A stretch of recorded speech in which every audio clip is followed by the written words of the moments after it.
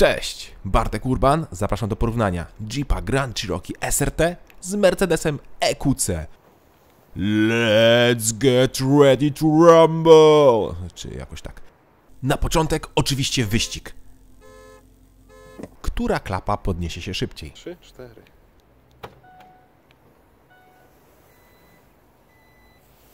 Ha! EQC zdemolowało SRT. Przewaga elektrycznej klapy w elektrycznym samochodzie nad elektryczną klapą w spalinowym samochodzie. Dobra, ale już testuję na poważnie.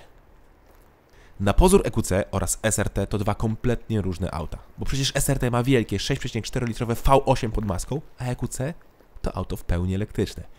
Jednak jak przyjrzymy się danym technicznym, to dostajemy złudne wrażenie, że te auta są jednak bardzo podobne.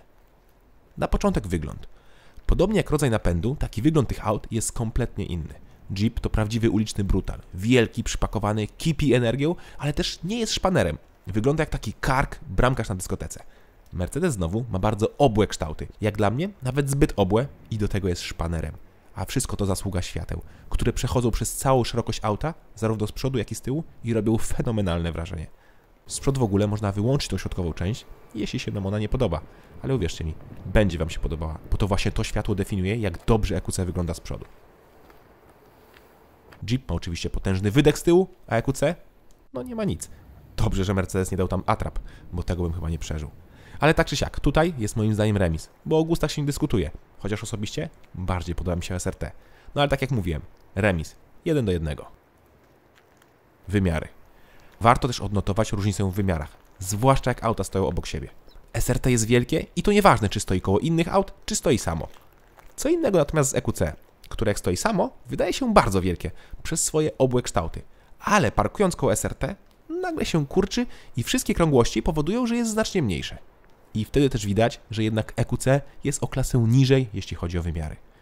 Chociaż różnica długości na poziomie 8 cm nie jest zbyt wielka. Podobnie jak na szerokość, gdzie SRT jest o 6 cm szerszy. Rozstaw osi w SRT jest tylko o 4 cm większy niż w EQC, więc też tyle co nic. Ogromna różnica jest jednak jeśli chodzi o wysokość, bo SRT jest o 12,5 cm wyższe, a to jest naprawdę sporo. Zresztą EQC w ogóle jest bardzo niskie jak na auto, które chyba aspiruje do bycia crossoverem, czy jak to tam się dzisiaj nazywa. I pomimo tej niskiej wysokości producent postanowił zamontować progi, które są do niczego niepotrzebne. Auto jest za niskie, żeby na nich wchodzić, przez co za każdym razem jak wsiadamy czy wysiadamy, to brudzimy sobie spodnie. Co gorsza, pogarszają one właściwości terenowe, chociaż akurat te auta z terenem nie mają kompletnie nic wspólnego. Tutaj normalnie byłby punkt dla SRT, ale EQC jest z trochę mniejszej klasy, więc bez punktów. Wnętrze. Tutaj już widać nieco różnicę w wieku, jak i także kompletnie inne podejście do stylu. Mercedes to wciąż szpaner, cyfrowe zegary, błyszczące piano black, jakieś wstawki brązowe, niebieskie i tak dalej. No robi wrażenie takie wnętrze. W Jeepie jest zupełnie inaczej. Wszystko jest duże, nieco toporne i relatywnie proste w obsłudze. Zupełnie dwie różne szkoły projektu. Ku mojemu zdziwieniu również jakość materiałów jest nieco inna. I tutaj Was zaskoczę. Mercedes ma w moim odczuciu gorsze spasowanie i materiały. Chociaż o to drugie, czyli o te materiały, to akurat nie mam się co przyczepiać, bo pewnie materiały są z jakiegoś recyklingu i tak dalej, no ale żeby skrzypiało w aucie za minimum 330 000 złotych, albo żeby ruszały się elementy, to moim zdaniem wstyd. Tak samo jak ten tragiczny plastik piano black, który rysuje się od samego patrzenia. No to jest dramat. W Jeepie pod tym względem jest dużo lepiej. Owszem, część elementów delikatnie zaskrzypi, ale wszystko się wydaje takie solidne, jak skała. No i nie ma tego beznadziejnego piano black. No kto to widział, żeby plastiki tak rysujące się łatwo ładować do auta i to jeszcze w takie miejsca, gdzie zawsze się dotyka? Słaba jakość jak na Mercedesa oraz piano black zdecydowały, że kategorię wygrywa Jeep. 2:1 dla SRT. Praktyczność. Pomimo mniejszych wymiarów EQC wcale nie odbiega mocno pod względem ilości miejsca. I to zarówno z przodu, jak i z tyłu. W obu autach można się wygodnie rozsiąść, a przewagą Jeepa jest regulowane oparcie tylnej kanapy. Bagażnik w EQC ma 500 litrów, a w Jeepie 495 litrów. Czyli znowu mamy remis. No dobra, ale przechodzimy do kluczowego momentu tego porównania. Silnik oraz osiągi. W Jeepie pracuje potężne 6,4-litrowe V8 o mocy 468 koni. W EQC silniki elektryczne osiągają równie imponujące 407 koni. Oba auta mają napęd na 4 koła, a to pozwala na osiągnięcie pierwszej setki w 4,9 sekundy w Jeepie oraz 5,1 sekundy w EQC. Według producenta. Bo jak się jednak okazało, SRT zawsze jest delikatnie z tyłu podczas startu. Dopiero w okolicach 120 km/h dogania EQC.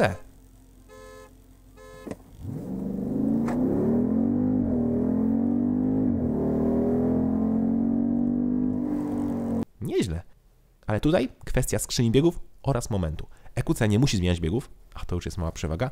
Dodatkowo maksymalny moment obrotowy w EQC to aż 760 Nm dostępnych od razu. Jeep ma 624 Nm, czyli też sporo, ale dostępne od 4600 obrotów, czyli chwilę musi się napędzić. Ale z rolki wygląda to już nieco inaczej. O ile z małej prędkości, tak z zakresu 30-50 km/h, EQC wystrzeli jak głupie, bo ma ten kosmicznie wielki moment obrotowy od razu i Jeep musi dopiero po chwili dogoniać.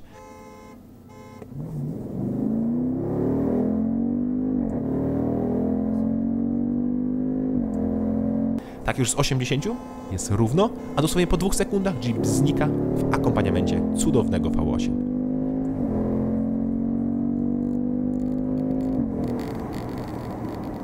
Wiecie, co jest problemem w EQC moim zdaniem?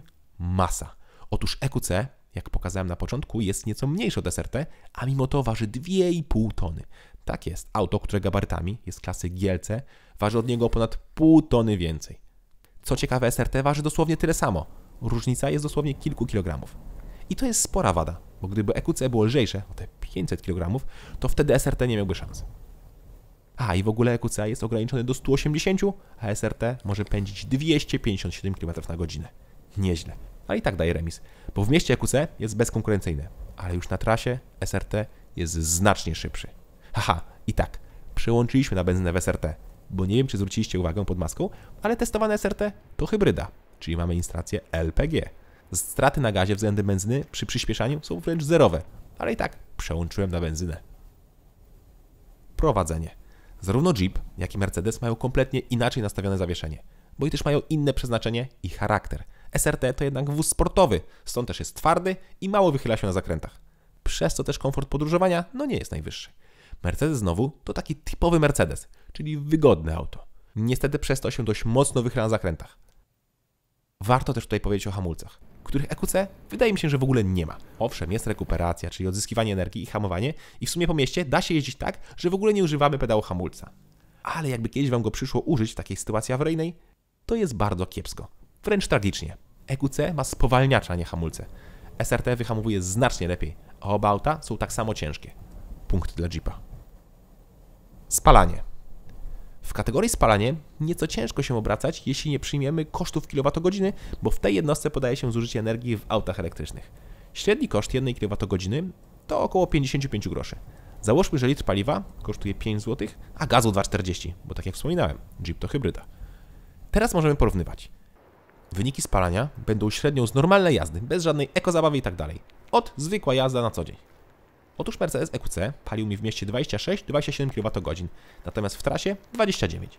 Jeep SRT pali w mieście 20 litrów paliwa, a na trasie spalanie można fajnie obliczyć, bo przy 100 pali 10, 120 pali 12, a przy 140 14 litrów.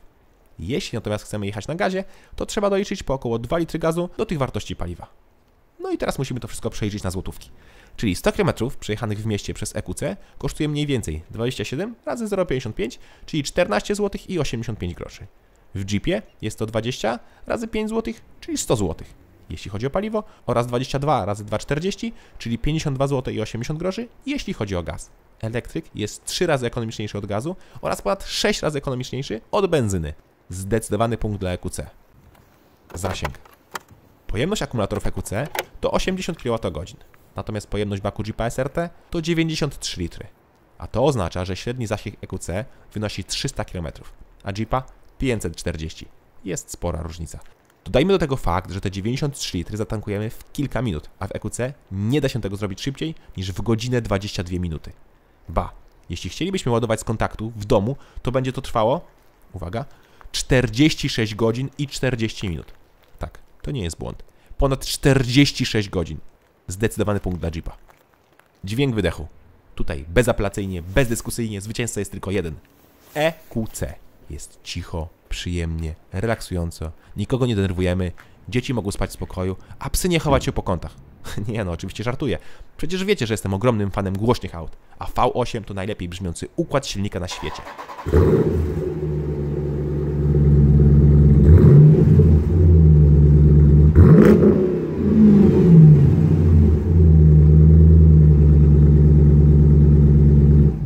Poezja. Zwłaszcza, że testowany SRT miał wydech Borla. No coś wspaniałego.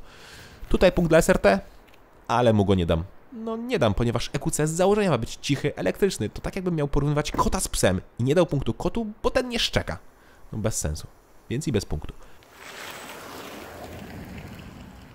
I w sumie tak naprawdę zarówno ciche, jak i głośne auta mają swoje zalety. Ciche jest świetne, żeby odpocząć, odprężyć się, ale przy tym łatwo kogoś potrącić na parkingu, bo piesi nas nie słyszą. W SRT jest przeciwnie.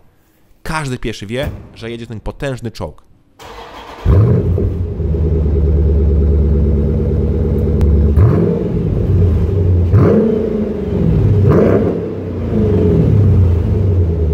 Ale znowu w trasie może nam pęknąć głowa od ciągłego bulgotu. Chociaż akurat V8 to dla mnie muzyka. Cena. Cennik Jeepa SRT zaczyna się od 385 tysięcy złotych. Natomiast Mercedes EQC od 331 200 złotych, czyli jest o ponad 50 tysięcy złotych tańszy. Punkt dla Mercedesa. Podsumowanie. EQC jest naprawdę bardzo dobrym autem. Praktycznym, nieźle wyglądającym, bardzo szybkim, komfortowym, ale zwycięzca może być tylko jeden.